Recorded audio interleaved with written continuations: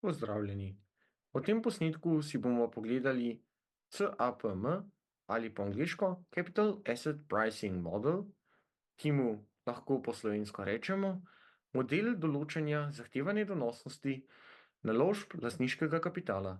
Model CAPM lahko prikažemo tudi grafično z naslednjim grafom.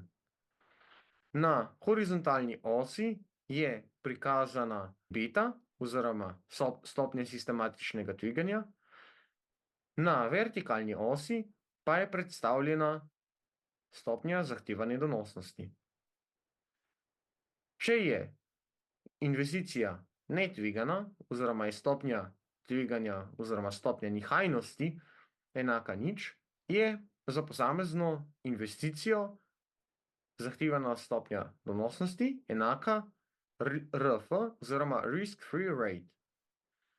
Po drugi strani pa bolj kot je tvegana investicija, torej višja kot je beta, višja je stopnja donosnosti.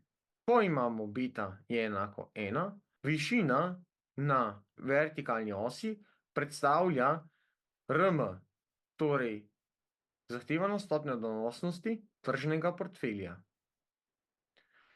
Po drugi strani pa razlika med RM in RF predstavlja tržno premijo za tveganje.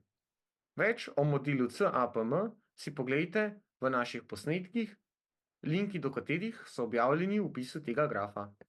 Hvala za pozornost.